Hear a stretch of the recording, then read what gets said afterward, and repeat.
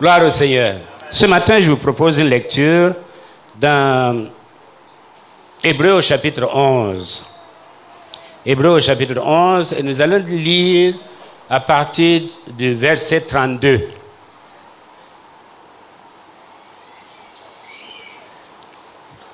Hébreux chapitre 11, verset 32 à la fin. Et que dirais-je encore? Car le temps me manquerait pour parler de Gédéon, de Barak, de Samson, de Jephthé, de David, de Samuel et des prophètes, qui par la foi vainquirent des royaumes, exercèrent la justice, obtinrent des promesses et fermèrent la gueule des lions, éteignant la puissance du feu, échappèrent aux tranchants de l'épée, guérirent de leur maladie, furent vaillants à la guerre, mirent en fuite des armées étrangères. Des femmes recouvrèrent leur mort par la résurrection. D'autres furent livrés au tourment et n'acceptèrent point de délivrance afin d'obtenir une meilleure résurrection. Et d'autres subirent des moqueries et le fouet, des chaînes et la prison. Ils furent lapidés, sciés, torturés. Ils moururent tués par l'épée. Ils allèrent çà et là, vêtus de peau, de brebis et de peau de chèvre, dénués de tout, persécutés, maltraités. Eux dont le monde n'était pas digne, errant dans les déserts et les montagnes, dans les cavernes et les antres de la terre. Tout cela, à la foi desquels il a été rendu témoignage, n'ont pas obtenu ce qui leur était promis, de Dieu ayant en vue quelque chose de meilleur pour nous, afin qu'ils ne parvinrent pas sans nous à la perfection. Amen. Au verset 1, il nous a donné la définition de la foi. Qu'est-ce que c'est que la foi? La foi est une ferme assurance. La foi est une déclaration. La foi est donc la ferme assurance des choses qu'on ne voit pas, qu'on espère, une démonstration de celles qu'on ne voit pas. Ce matin, je voudrais parler de la foi. Les trois éléments constitutifs de la foi. La foi, cette foi qui n'est pas seulement ponctuelle, quelque chose qu'on croit et qui se réalise, mais cette foi qui est une marque de tout croyant. La foi qui est le fondement de la vie chrétienne. La foi qui est l'élément de base de la vie chrétienne. Et pour cela, nous allons voir cette définition-là sous trois mots: l'orthodoxie, l'orthopathie et l'orthopraxie. Peut-être que ça c'est notre jargon à nous, le jargon des théologiens, mais nous allons nous expliquer. Qu'est-ce que c'est que l'orthodoxie? Quand on parle de l'orthodoxie de la foi, il y a à peu près 3 ou 4 choses, mais je retiens seulement 3. Il y a d'abord la parole de Dieu. La foi vient de ce qu'on entend, et ce qu'on entend vient de la parole de Dieu. La foi, en tant qu'élément de base de notre vie chrétienne, vient de la parole de Dieu. Non pas des imaginations, non pas des histoires, mais de la parole de Dieu. Cette parole qui nous a été donnée par le Saint-Esprit à travers des auteurs différents, eh bien cette parole constitue la base de notre foi. Et c'est pourquoi Jésus, même quand il était sur la terre, il disait: il est écrit, il est écrit, se référant à l'écriture, se référant à la parole de Dieu, se référant à ce que Dieu a dit. Et c'est ce que Dieu a dit qui constitue la base de nos convictions, la base de notre marche avec Dieu et l'élément fondateur de l'intérieur qui s'exprime par l'extérieur. Donc il y a la parole de Dieu. Et nul ne peut dire qu'il est chrétien s'il ignore la parole de Dieu. Et nul ne peut dire qu'il a vaincu le malin s'il ignore la parole de Dieu. C'est pourquoi la Bible nous exhorte à lire. Et c'est pourquoi Dieu avait dit à Josué que cette parole ne s'éloigne point de ta bouche. Médite-le. Parlant de ce livre, que ce livre ne s'éloigne point de ta bouche, médite-le jour et nuit. Il n'y a pas de miracle. Il n'y a que si nous lisons quotidiennement la parole de Dieu, elle s'intègre dans notre vie et elle produit des fruits dignes de la repentance. Alors, la parole de Dieu. Ensuite, il y a la doctrine. La doctrine. Une église sans doctrine est une église, est un potentiel, c'est une église à potentiel criminel. Une église sans doctrine. Si vous allez là où il n'y a pas de doctrine, on ne vous dit pas, voilà ce que nous croyons. Et que de dimanche en dimanche, ça change. Vous n'êtes pas en sécurité.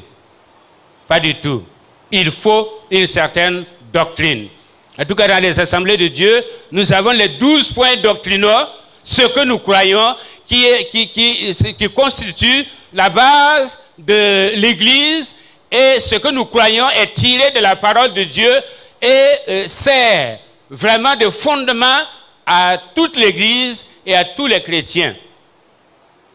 Il faut une certaine doctrine. C'est pourquoi dès la première Église, il y avait ce qu'on appelait le symbole des apôtres. Et le symbole des apôtres résumait quelque peu ce que les premiers chrétiens croyaient, ce que les apôtres croyaient et ce qu'ils ont promulgué. Dans l'orthodoxie, il y a la doctrine. Qu'est-ce que vous croyez? Quels sont les fondements fondements doctrinaux de votre mouvement? Et cette doctrine, non seulement nous tient ensemble, mais cette doctrine nous permet vraiment de bénéficier de toutes les promesses de Dieu et d'être sauvegardés par la présence de Dieu. En plus de la doctrine, il y a le passé. Il y a ce qu'on appelle l'héritage. L'héritage. L'héritage est très important, ou le passé. Une église sans passé ou sans l'histoire est une église sans âme. Il faut que chacun puisse dire, nous venons de là, voilà ce qui nous sert de repère dans le passé. Pour le peuple d'Israël, il était question d'étiologie. Les étiologies sont des événements ou en tout cas une place ou en tout cas un nom qui indique l'histoire du groupe ou de la famille. Il y avait les étiologies légendaires, c'est-à-dire qui racontent l'histoire du peuple. Et par exemple les pierres dans le Jourdain, c'est des étiologies légendaires, de manière à ce que quand les enfants posent la question, qu'on puisse dire à telle date précise, nous avons passé le Jourdain ici. Voilà la preuve historique de l'action de Dieu dans notre vie. Ensuite, il y a ce qu'on appelle les étiologies significatives. Et ça s'annonce par Et ceci veut dire. Ceci veut dire. Et là aussi, il y a des exemples dans la parole de Dieu où l'événement signifie quelque chose. La circoncision, par exemple, signifie quelque chose. C'est pourquoi même quand le peuple d'Israël est entré dans la terre promise, il y a eu des étiologies significatives. On a fait quelque chose et les gens peuvent se référer à ce quelque chose-là. Et ensuite, il y a l'étiologie étymologique. C'est par exemple le nom d'une personne ou le nom d'un lieu. Le nom veut dire. Le nom veut dire. Et la plupart des noms dans l'Ancien Testament ont des significations. Ce n'est pas pour rien qu'on donnait les noms. Et même le nom des lieux ont des significations. Donc c'est pour dire qu'il y a un passé. Et chacun de nous doit avoir un passé. Chacun de nous doit avoir une référence. Chacun de nous doit avoir une borne kilométrique spirituelle à laquelle on se réfère pour dire je sais qu'à tel jour, à tel lieu, tel événement m'est arrivé et je ne peux jamais l'oublier. On raconte l'histoire d'un homme qui s'est converti. Il était dans son champ. Et quand il s'est converti, il a planté un arbre. Et l'arbre a grandi. Donc, quand le diable vient lui dire, est-ce que ton expérience est vraie? Il le tournait voir cet arbre-là. Et il se dit, tant que cet arbre vit, je sais que mon expérience ne peut pas être remise en cause. Amen. Amen. Je connais quelqu'un dans cette salle. À quelques mois après sa naissance, quelqu'un, un méchant type, est venu prendre le bébé et l'a amené dans un buisson où il savait pertinemment qu'il y avait des serpents. Et pendant 2 ou 3 jours, on a cherché l'enfant. Son grand-père, qui était pasteur, a fini par aller dans le buisson. Il a trouvé l'enfant, le bébé, entouré d'un gros bois. Un gros bois qui avait entouré l'enfant. Et avec des autres serpents qui certainement guettaient pour pouvoir goûter un peu à la chose. Et le grand-père, il a simplement retiré l'enfant. Il a laissé le bois et les serpents. Et il est venu remettre l'enfant à sa mère. Vous voulez savoir qui c'est? C'est le frère Badini Zacharie. On ne peut pas oublier une telle expérience. On ne peut pas oublier une telle expérience. Parce que ça fait partie des bornes kilométriques qui permettent à la personne de dire « Le Dieu qui m'a sauvé des serpents me sauvera dans toutes les situations. » Amen. C'est l'éthiologie. Ça fait partie de l'orthodoxie, des expériences personnelles ou des expériences des parents, ou en tout cas ce que les parents nous ont dit concernant la foi, ça constitue vraiment des bornes pour nous référer. Jeunes gens, vous n'êtes pas venus, vous n'êtes pas issus de n'importe où sans histoire. Vous avez une histoire. Et vous voulez vous faire une histoire. Que l'histoire de vos parents, ceux qui sont nés dans la foi chrétienne, qui ont été éduqués dans cette foi chrétienne, que l'histoire de vos parents vous serve vraiment de référence et de repère, pour que, même si le diable vient, que vous puissiez dire, mon père a été ceci, ma mère était cela, et je sais que je ne peux pas me perdre moi-même, parce que, eh bien, le Dieu de mes parents m'accompagne. Amen. Le deuxième élément constitutif de la foi, c'est l'orthopathie. L'orthopathie, c'est, comment dire, les sentiments qui accompagnent la parole de Dieu. Les sentiments ou la conviction issue de la parole de Dieu. Quand j'écoute la parole de Dieu, quel est l'effet que ça produit sur moi?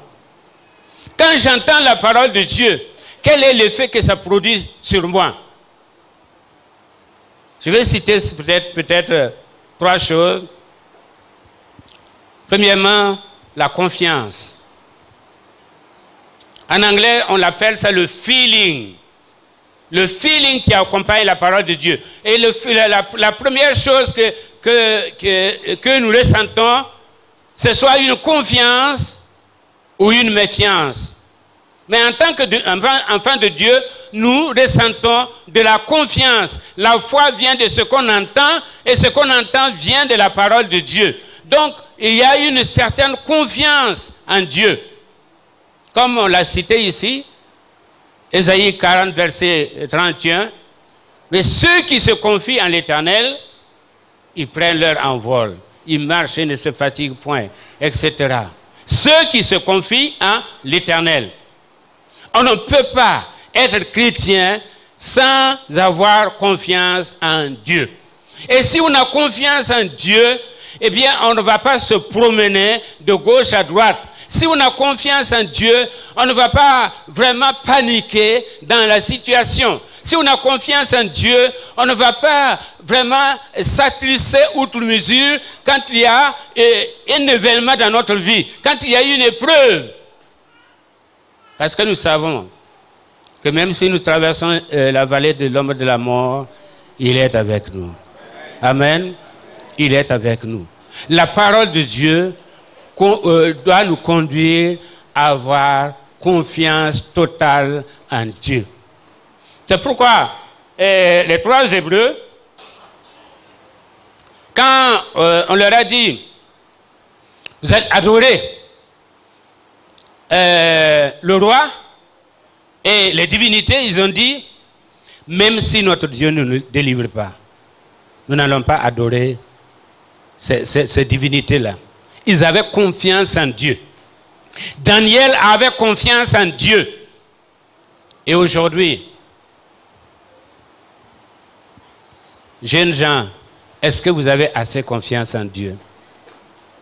Est-ce que vous avez assez confiance en Dieu? Que Dieu vous trouvera le mari qu'il faut. Que Dieu vous trouvera la femme qu'il faut. Que Dieu vous trouvera l'emploi qu'il faut. Je ne t'abandonnerai pas, je ne te délaisserai point. C'est sa parole. Et à partir de cette parole-là, nous pouvons avoir confiance en Dieu. La différence entre les chrétiens, ce n'est pas une différence de dose de baptême du Saint-Esprit, mais c'est une différence dans la confiance qu'on place en un Dieu qui est digne de confiance. Amen.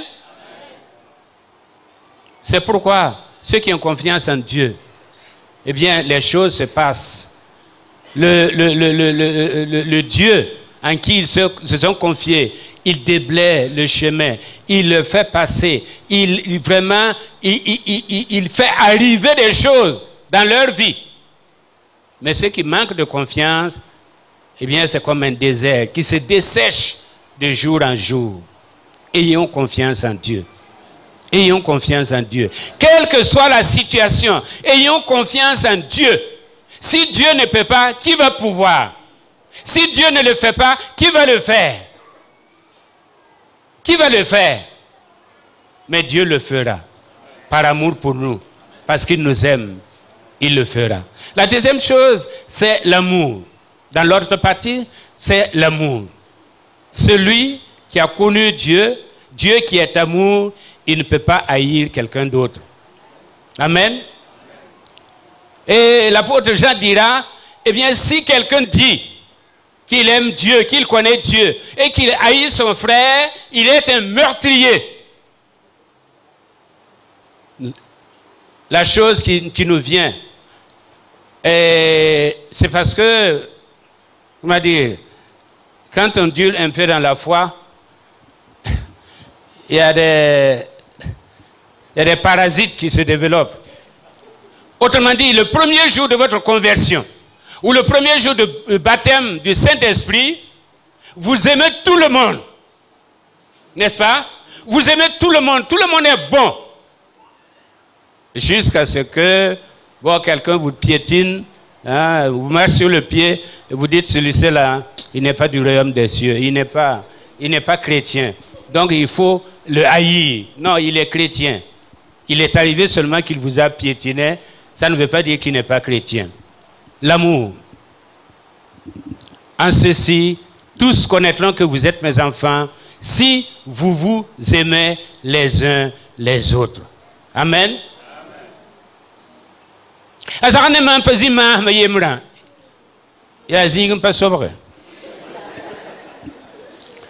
Si vous dites non, un tel et moi, on ne peut pas s'asseoir sous la même ombre, et si la nuit tombe, qu'est-ce que vous allez faire?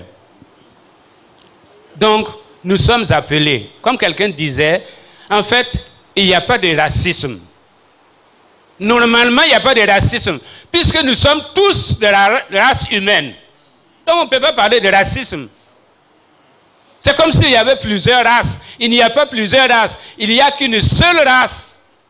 Maintenant, les hommes ont opéré des préférences. L'amour de Dieu, répandu dans nos cœurs, doit s'exprimer autour de nous.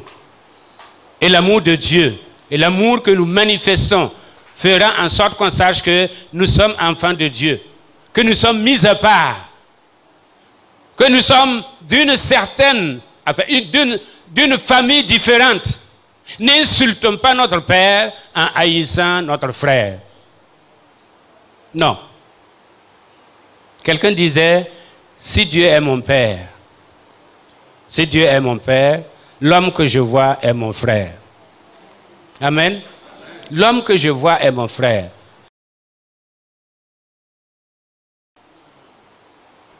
Il persiste et il signe. Je suis chrétien, j'irai jusqu'au bout. Dans le passage que nous avons lu, il y a des gens qui ont refusé la libération, préférant souffrir. Ils sont morts, ils ont été sciés, ils ont été torturés, mais ils n'ont jamais abandonné la foi. Si on est convaincu, si on a cette conviction intérieure, cette conviction-là se manifeste aussi par notre engagement total pour Jésus-Christ, quoi qu'il advienne.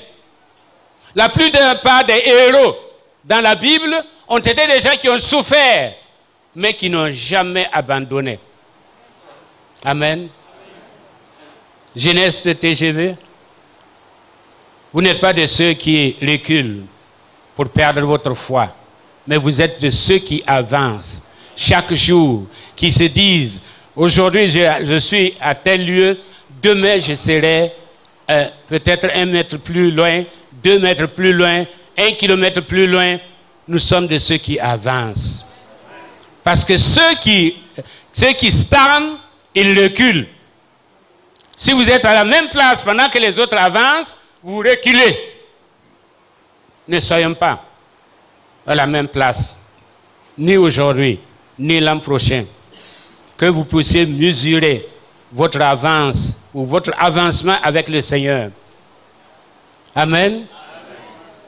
Troisième élément, c'est l'orthopraxie. L'orthopraxie. L'orthopraxie, c'est la foi à l'œuvre. Et dans l'orthopraxie, il y a le service, il y a le témoignage. Le service et le témoignage. Dans Ésaïe 42, on a parlé de Jésus-Christ, le serviteur de Dieu, le serviteur par excellence du Père. C'est qu'en hébreu on dit le Ebed Yahweh, le serviteur de Yahweh. Et Jésus, quand il repartait, qu'est-ce qu'il a dit? Je vous envoie pour que vous soyez mes serviteurs. Je suis venu non pas pour être servi, mais pour servir. On peut servir sans aimer, mais on ne peut pas aimer sans servir. On ne peut pas aimer sans servir. Il faut que chacun de nous trouve son lieu de service, son domaine de service, que chacun de nous reconnaisse son talent à lui ou à elle et mettre ce talent-là au service de Dieu. C'est qu'ailleurs on a appelé le potentiel. N'emporte pas ton potentiel au cimetière. N'emporte pas ton potentiel au cimetière. Parce que le cimetière est plein de potentiel non utilisé.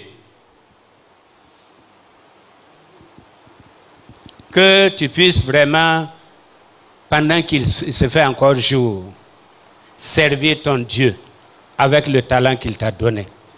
Je ne sais pas quel est le talent qu'il t'a donné, mais tu le sais. Tu sais ce que tu peux faire pour Dieu. Parce que Jésus ne reviendra plus sur terre pour marcher, pour aller à Bobo pour prêcher, pour aller à Wayugia pour prêcher, pour aller à Tenkodoro pour prêcher. Mais c'est nous. Il nous a délégués. Il nous a envoyés pour que nous puissions aller et travailler, faire et être pour lui.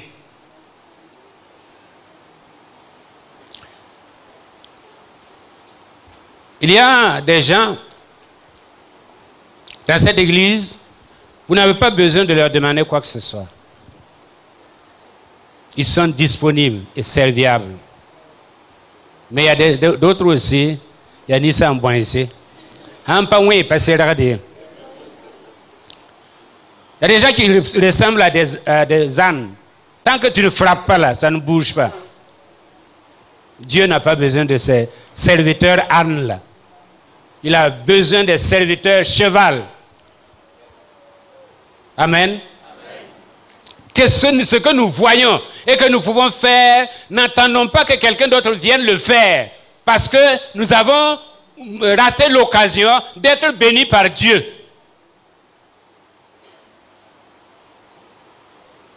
Le service, je n'en dirai pas trop, mais vous savez ce que c'est. Que chacun de vous, dit l'apôtre Paul, met ses talents au service de l'autre. Au service de l'autre. Au service de la communauté. C'est ainsi que nous allons grandir ensemble. Ensuite, il y a le témoignage. Dans l'autopraxis, il y a le témoignage. D'une façon générale, l'autopraxis, c'est les œuvres, c'est-à-dire tout ce que nous posons comme acte. Tout ce que nous posons comme acte. On dit qu'il y a des gens qui ont le don de donner. Malheureusement, il y a beaucoup qui ont le don de recevoir. Et ça ne nous arrange pas. Hein. Si vous avez le don de recevoir, ça ne nous arrange pas. Il faut avoir le don de donner. Parce que ça fait partie de l'autopraxis, c'est-à-dire les œuvres qu'on pose, les actes qu'on pose, les œuvres dans notre vie. Le témoignage. Ce que tu es, quelqu'un l'avait dit, ce que tu es, crie plus fort que je n'entends plus ce que tu dis. Si nous sommes des jeunes chrétiens, que dans nos services, dans notre voisinage, qu'on puisse savoir que nous sommes des chrétiens. Amen. Ne faisons pas comme ce jeune homme qui devait aller à la guerre. Et son pasteur lui a dit, écoute, si tu arrives, il faut témoigner. Alors il prend sa Bible, il met au fond de sa valise, et pendant tout le séjour, il n'a rien dit, il n'a pas fait savoir à qui que ce soit qu'il était chrétien. Le pasteur lui avait dit, tu seras persécuté. Il revient, il dit au pasteur, je n'ai pas été persécuté. Le pasteur dit, pourquoi? Parce que personne n'a su que j'étais chrétien. Le témoignage. Parce que nous sommes d'abord, nous montrons que nous sommes chrétiens. Quand il y a une décision à prendre, nous montrons que nous sommes chrétiens. dans la corruption, nous montrons que nous sommes chrétiens. Hein? Dans nos affaires, nous payons nos impôts pour montrer que nous sommes chrétiens. Parce que les échos nous reviennent. Des gens qui sont dans les affaires et qui, en tout cas, l'État dit de certaines personnes, il n'appartient pas à votre communauté. Parce qu'il n'est pas comme vous. Pourquoi? Parce qu'on ne respecte pas, on ne donne pas à César ce qui est à César et à Dieu ce qui est à Dieu. On confond les deux. Et on ne peut plus rendre témoignage. Parce que ce que nous sommes crie plus fort qu'on n'entend plus ce que nous disons. Si nous sommes chrétiens, si nous sommes constants, même si nous n'ouvrons pas la bouche, on saura que celui-ci-là, il est différent. Amen. Dans le film Fireproof que vous avez vu, eh bien, la femme a vu dans son mari la transformation qui s'est opérée. Le mari n'a rien dit à la femme. Il s'est converti. Il n'a rien dit à sa femme. Mais la façon, il a été transformé. Avant, il ne lavait pas les plats. Maintenant, il lave les plats. Merci, Seigneur, pour les hommes qui lavent les plats.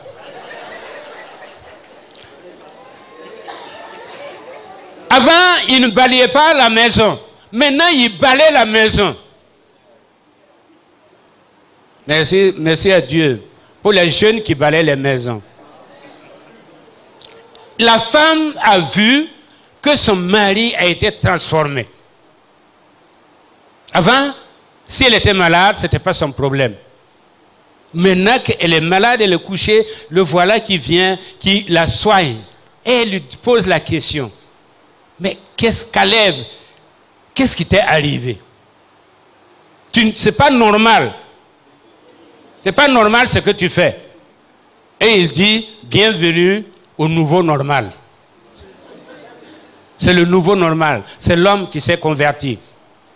Et finalement, elle a dit, il y a quelque chose en toi. Tu as changé. Et je veux le même changement. Je veux que ce qui t'est arrivé m'arrive aussi à moi. Amen. Que dans nos services, dans nos lieux, dans notre environnement, qu'on puisse dire, j'ai vu quelque chose de différent en toi. Et je veux que ce qui t'est arrivé m'arrive aussi. Et le mari a simplement répondu, c'est possible. C'est possible. It can. C'est possible. Il l'a conduit à la croix. Là où il s'est converti, c'est là que sa femme aussi s'est convertie. Amen. Le témoignage. Le service et le témoignage, c'est l'orthopraxis. Quand nous avons reçu la parole de Dieu, l'apôtre Paul nous dit qu'il y a des œuvres préparées d'avance pour nous afin que nous les accomplissions.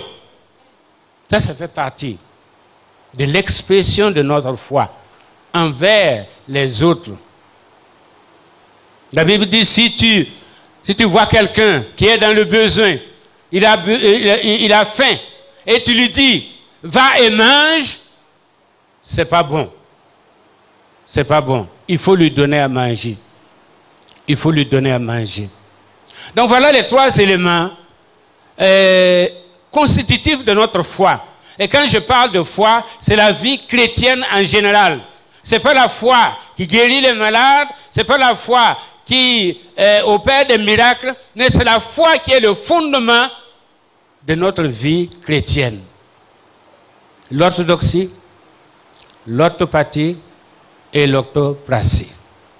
Que le Seigneur nous aide, afin que nous ayons cette foi-là, et que nous soyons des exemples, et que nous soyons vraiment un